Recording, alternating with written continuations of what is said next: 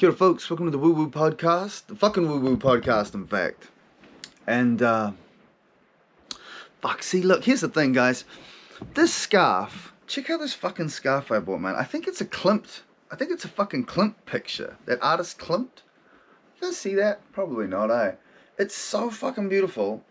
And it looks really good on. But I'm seeing it on the thing here, and it looks fucking terrible. So I'm going to take that off. Here's the thing. This is the fucking Woo Woo Podcast, and I'm Tommy, and I'll be your host. I'll be your host through this podcast. I'll be the narrator of the podcast. In fact, the whole podcast is just me hosting and just me narrating.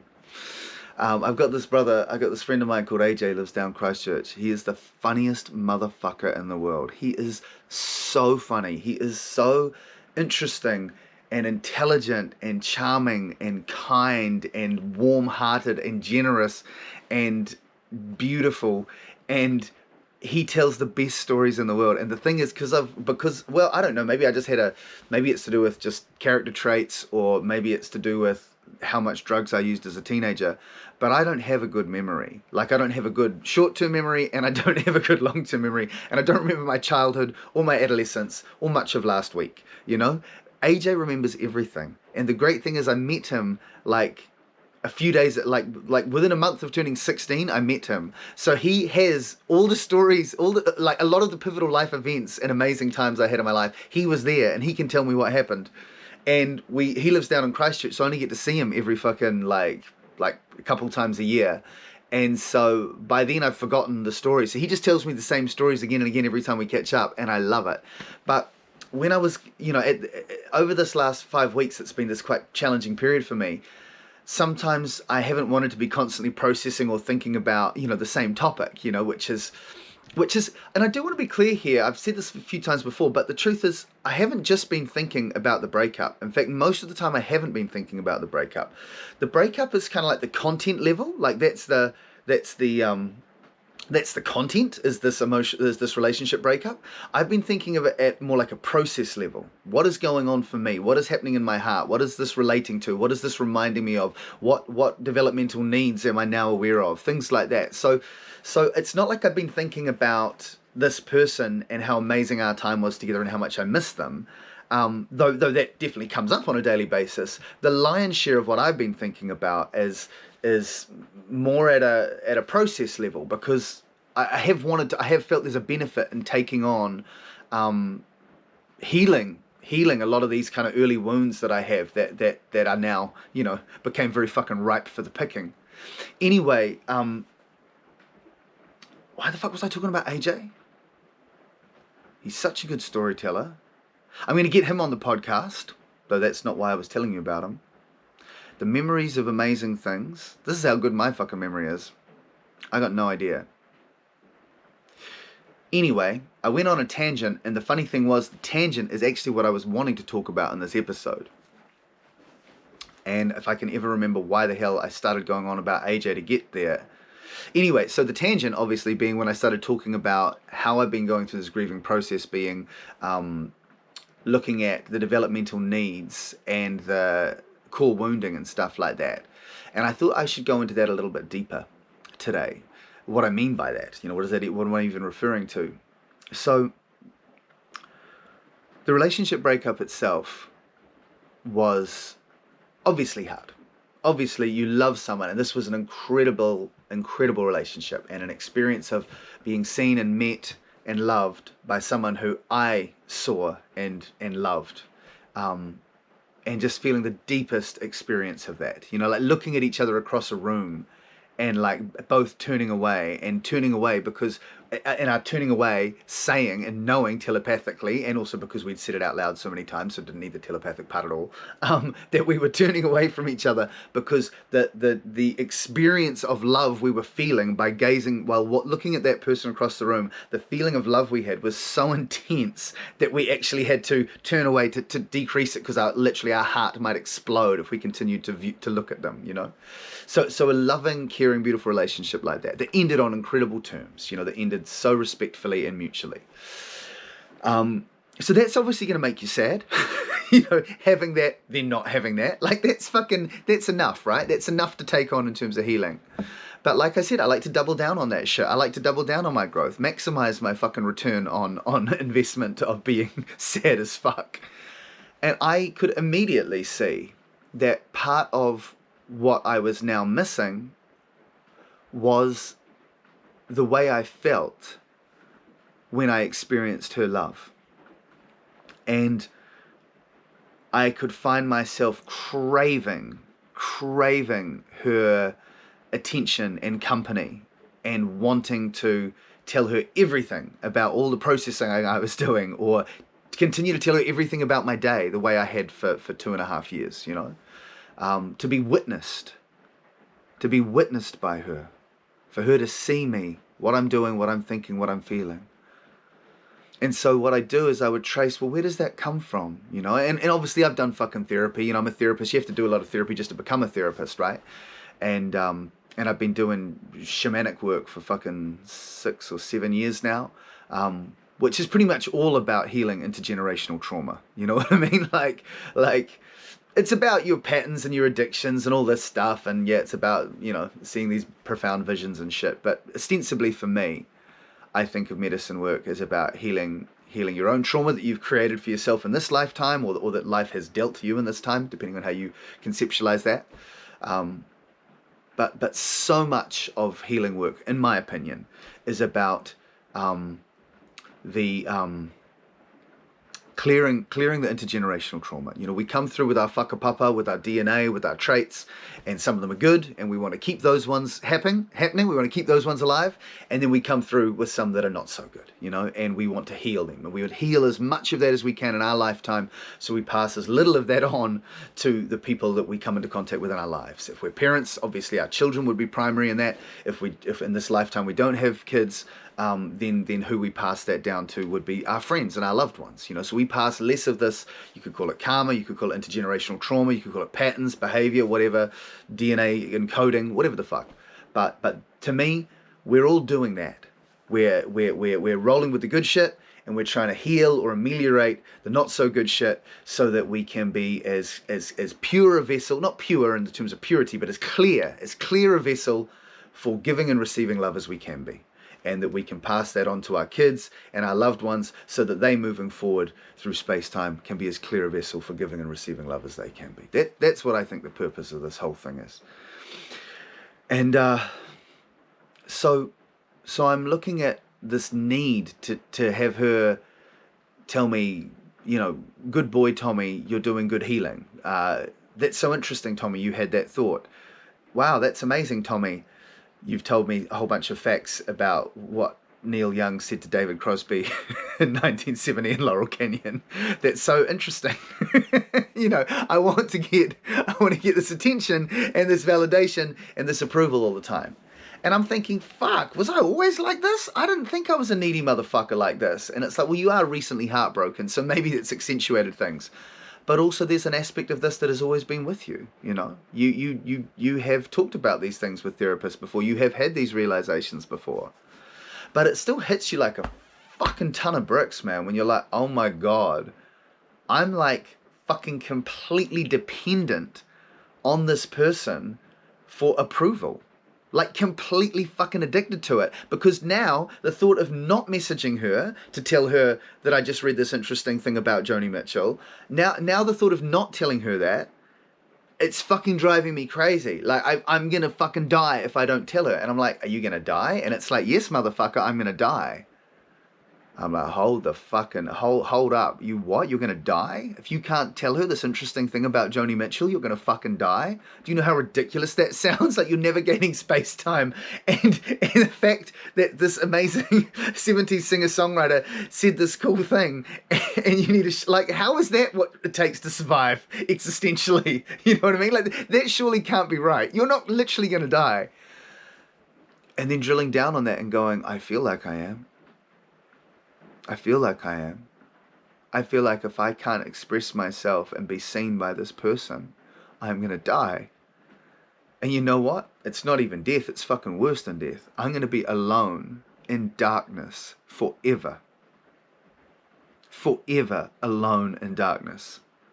if I can't be seen by this person right fucking now? Now, some people experience that vulnerability and they go, fuck you, fuck that, that's disgusting, that's embarrassing, that's gross. But I mean, I'm a therapist, right? What kind of fucking therapist would I be if I met that level of vulnerability and need with disgust and contempt? So I'm just so compassionate and loving to that little voice. And I'm like, oh, sweetie, like, I know you miss her and I know you love her and I know you loved how it felt to be seen by her. But you guys are separating now. And though you're going to be great friends one day, it's important to have a little space at times. And this is one of those times.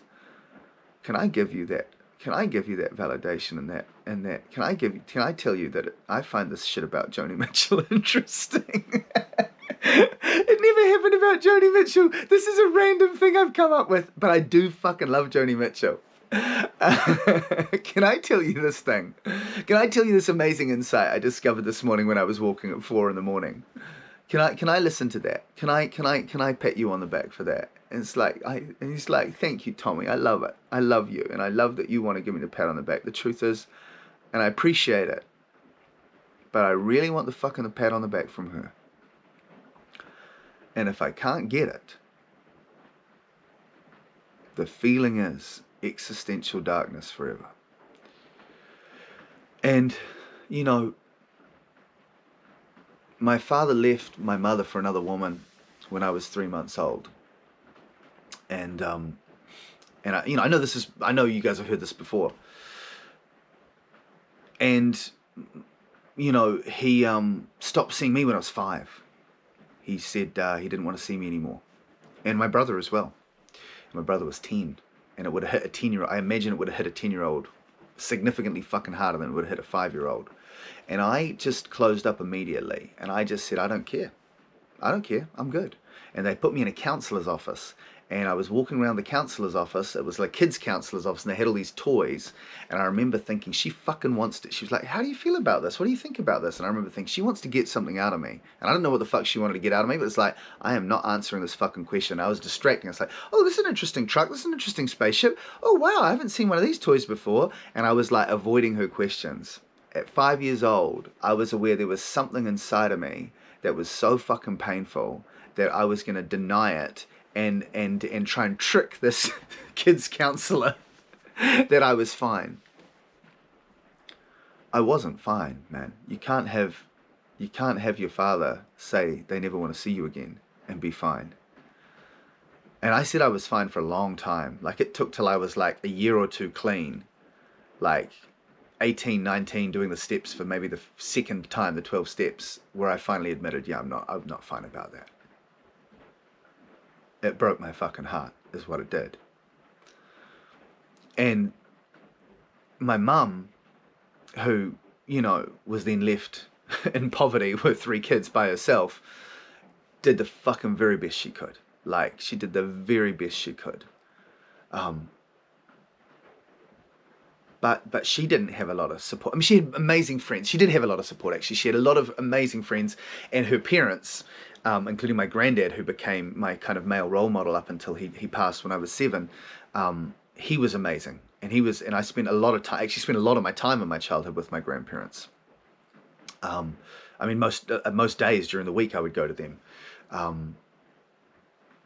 But Mum did her very best, but I come through with my own DNA, right? Like, I come through with my own whakapapa and my own stuff, and so she couldn't meet all my needs for validation and approval and attention, and so I've got this. So I come through life with this wounding, right? I want to desperately get Mum's attention because I've only got one parent, and if I don't have her full attention, then I'm dead. You know what I mean? My dad's already abandoned me. Mum might abandon me for all I know. Like, I'm a child. I've got this magical thinking. I don't know how the fuck shit works. You know what I mean? Like, I was a fucking sperm a couple of years ago. Now I'm a fucking 2-year-old who knows his dad left when he was born. Like, he's just trying to make sense of the fucking universe and trying to get Mum's attention. And if I'm a really good boy, maybe I'll get all of Mum's love, but I've got to share Mum's love with 2 other kids, know, and other things that she's up to. And like, it's not easy, right? And she can't give me that constant attention, and I feel alone a lot of the time, and I feel unlovable a lot of the time. And, you know, I go into anxiety and chronic OCD. You know, by the time I'm 8 years old, there's conflict in the house. Things are challenging. My brother's neurodivergent, and mum's got some things she's dealing with, and you know, life gets hard, and I'm fucking checking every tap in the house and every light switch in the house 10 times before I can go to sleep for a couple years, you know, until I find drugs. And then I find marijuana, and I'm like, oh my God, now I can fucking relax.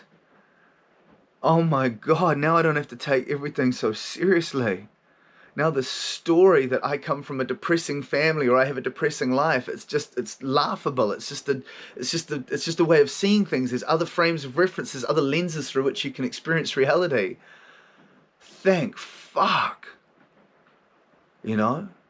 I want to do this every single day for the rest of my life as much as possible. You know, like, oh, thank God. You know?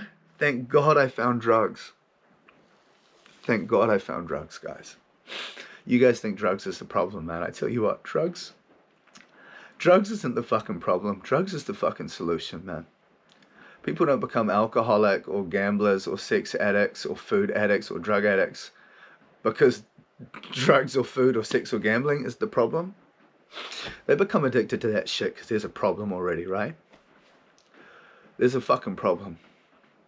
And so then, you know, drugs. But I'm not saying drug addiction isn't a problem. Drug addiction is such a problem that at the age of 13, after smoking weed for about 3 months, I have to go and tell my mum I'm a drug addict and I need to go and see a drug counsellor. So I lasted about 3 months smoking weed before I went to a counsellor.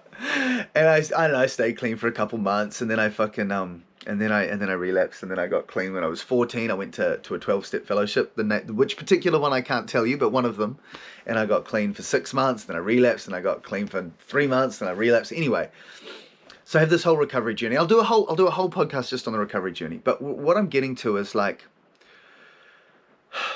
these issues, right? These different issues that we have. This need for attention, this need for validation. It's not like I want a little bit of approval. I want a little bit of validation. It's like I will fucking be alone in darkness forever. You know, like I'm rubber banded back to that 8-year-old who's fucking freaked out and checking under the fucking bed to get to the plug sockets that are underneath the beds to turn them off. You know, like I'm rubber banded back to that. I'm rubber banded back to the day in that fucking counsellor's office where dad's never going to see me again. I'm rubber banded back to a whole bunch of shit I can't even remember. From being 2, from being 3, from fucking maybe being born with my umbilical cord wrapped around my neck, choking me, and maybe I don't even get to have a life on earth. You know what I mean? Like, I'm not saying, like, I had and at the same time, I had a beautiful childhood. I grew up in this amazing fucking suburb in Wellington called Aro Valley, which was like this beautiful, safe, amazing, creative hippie community, and my summers in Coromandel. Like, I'm not saying it's all bad. I'm not saying I had major traumas, but like, no one gets a monopoly on pain, you know what I mean? Like I say to my clients, I say, oh fuck, it's not like I was beaten up or sexually abused or whatever, you know what I mean? Like I don't have any right to feel it. It's like, fuck, we've all got a right, man. Life is fucking not easy, you know? And it's not about demonizing our parents and saying our parents fucked us over and they're assholes. It's just like, for whatever reason, we came through childhood with some shit, man. We've all got some shit. And like, our shit is our shit. Everything's relative. You know what I mean? Gabor Mate calls that stuff little t traumas, you know? And that's beautiful because the truth is, I have a fucking fear of being alone in darkness forever. And did mum do that to me? Did my dad do that to me by leaving? You know, like, no one did that to me, right? But that's just what happened. It's not about anyone doing it to me. Like, that's what happened inside of me. So I have that fear. So when I send a message to my partner and she doesn't reply within 2 or 3 hours, You know, because I have good self-esteem and good self-regulation and good self-love and a good inner dialogue, I've never been jealous particularly. I'm not particularly insecure if I don't hear back from someone in 10 minutes. It's like, if I normally hear back in 10 minutes, it takes 2 or 3 hours till I start to think, oh, I wonder what's going on. And I'm most likely to think, oh, their phone's died or they're busy. You know what I mean? But after 4 or 5 hours, I might start to get funny, you know? And anyway, the point is, in relationships, when I'm in a relationship, I'm not really insecure. I'm not really worried about when they text me back. What comes up for me, what my trigger is when the relationship ends. Now the relationship's ended, I don't have any right to expect a certain amount of contact or whatever. In fact, it's kind of the opposite. Now we've decided, oh, let's have a week off contact to see if that helps with the healing process. Now I'm having a week of no contact with them, and I have to self-regulate myself for the first time in 2.5 years, and it's fucking hard. And I find that I'm not as good at self-regulating as I was. Maybe I got more dependent on her during the course of the 2.5 years, and 2.5 years ago, I was better at self-regulating, but in the course of the relationship, I no longer am. And now I find myself in this situation where I have to try and convince this part of me to accept my love and my approval and my validation instead of this really rich source of approval and validation it's been getting from my partner for the last 2.5 years. And that transition is difficult. That transition is painful. That transition means I feel deprived. And it means I feel sad and I feel longing and I feel a wanting.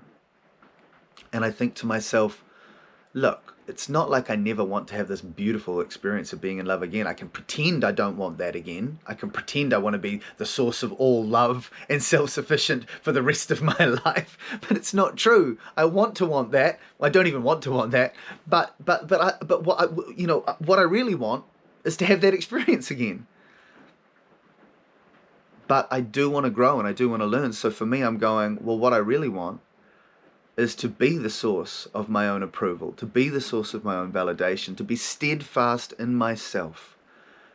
And that way when someone comes along, I won't be so unconsciously trying to get their approval. I won't try to be the perfect funny guy, the perfect sexy guy, the perfect lover, the perfect smart guy with a good vocabulary, the constantly kind and giving and generous and sensitive and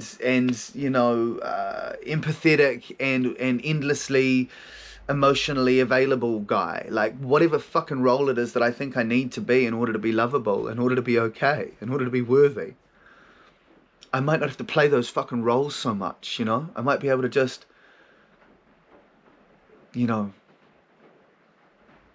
It's funny because as I say all that, I realize that I wasn't driven to do that so much for the first couple of years while we were madly in love. I was pretty relaxed. I don't know how hard I was actually trying.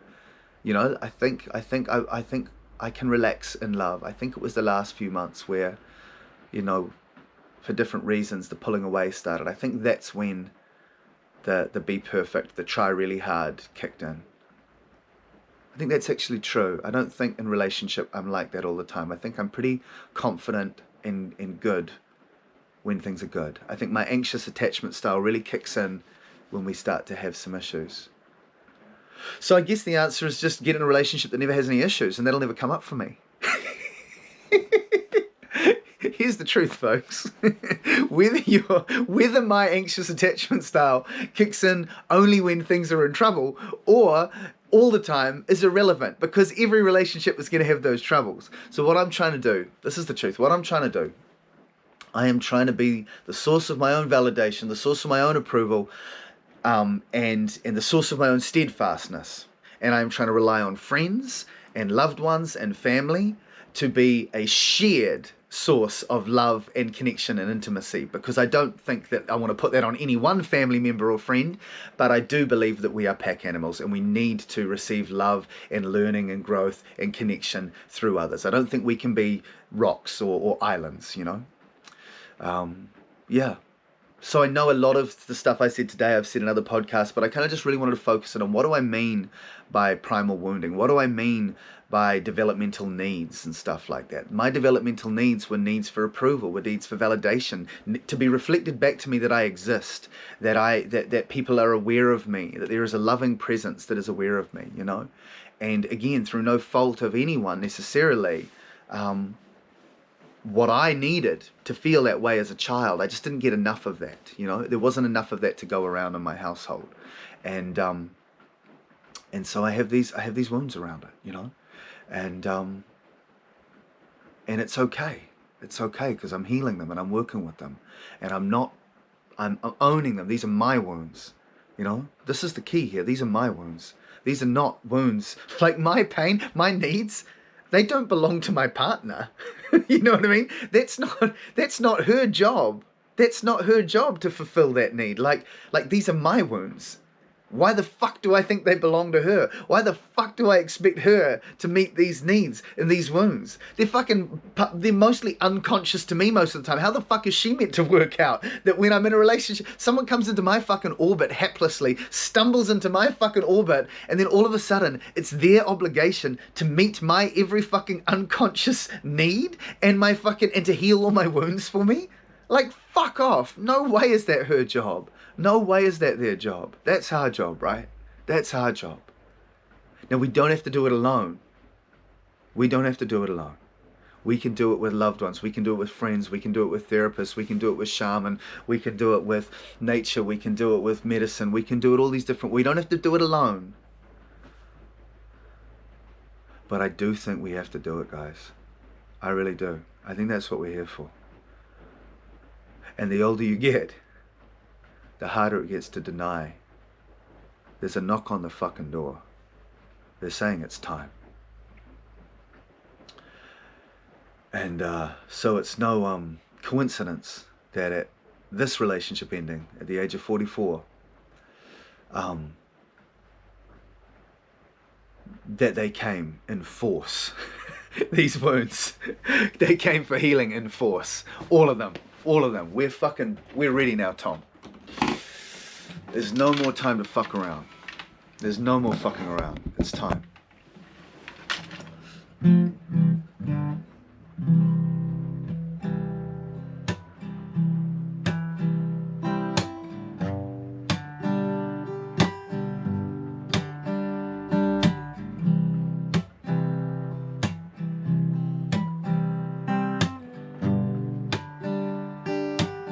There's no more fucking around. She said it's time. There's no more fucking around now. Oh, it's time. It's time to look inside. It's time to open your eyes. You keep on breaking that heart till it opens wide. These things, they won't be denied. They won't be denied. These wounds, they won't be denied. They won't be denied.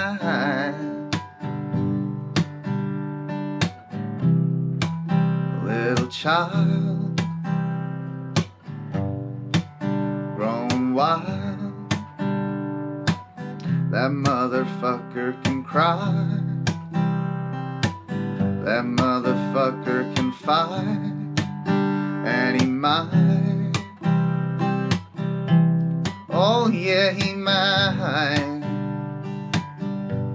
'cause you can't hide. And he won't be denied. Well, it's time.